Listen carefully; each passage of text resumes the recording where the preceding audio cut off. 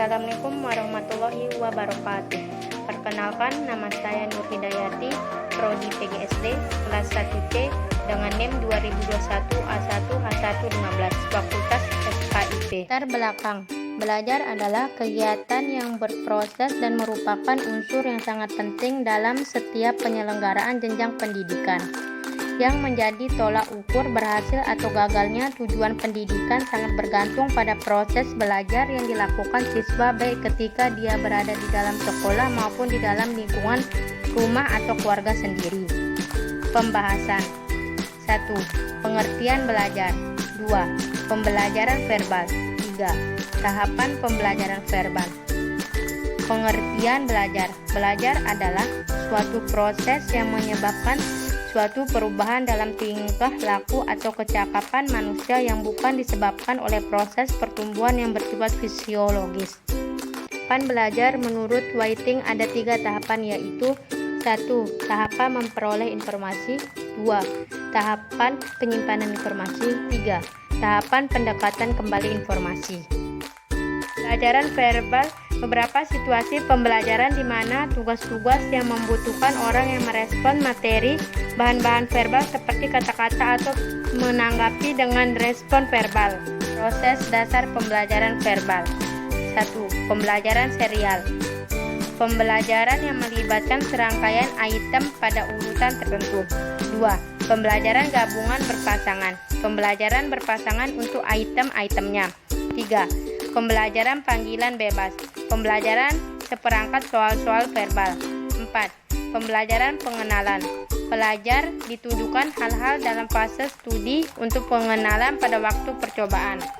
Stimulus adalah suatu model dalam pengelolaan sistem pembelajaran melalui cara belajar yang aktif menuju belajar yang kreatif. Tahapan pembelajaran verbal. 1. Respon dan pembelajaran asosiasi. Langkah-langkah untuk memahami hubungan asosiasi ini ada 2 macam. Pertama, kita harus mengenal respon terhadap yang ingin kita pahami. Kemudian, kita harus mengkaitkan respon tersebut dengan stimulus. Pada tahapan pertama ini, di mana respon menjadi terpadu sehingga ia dikenali, ini disebut dengan tahapan pembelajaran respon. Pada tahapan kedua, ada pengkaitan respon tertentu terhadap stimulus tertentu. Ini disebut dengan tahapan asosiatif. Bila respon rendah dan hal makna atau sulit untuk disebutkan, maka yang dilakukan adalah pembelajaran respon dengan mengintegrasikan respon-respon tersebut dalam unit-unit yang tersedia. 2. Diskriminasi stimulus. Diskriminasi stimulus adalah sebuah proses dasar dalam upaya pemahaman asosiasi.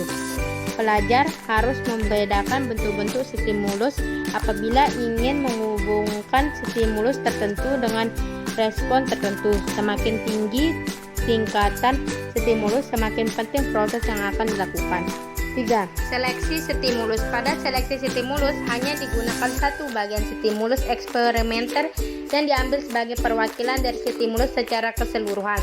Stimulus eksperimenter adalah stimulus nominal, sedangkan yang digunakan subjek untuk merespon adalah stimulus fungsional. Pengkodean stimulus. Pengkodean stimulus adalah proses pengubahan atau pentransformasian stimulus nominal ke dalam bentuk baru atau representasi baru. Kesimpulan, psikologi belajar verbal adalah suatu proses yang dapat mengubah perilaku seseorang secara keseluruhan dari proses yang dia pelajari ataupun dialaminya sendiri yang diperoleh dalam pendidikan ataupun pengalaman hidup seseorang yang bisa mempengaruhi psikologi. Dari proses belajar tersebut akan terbentuk pribadi seseorang karena psikologinya yang telah ikut dipengaruhi.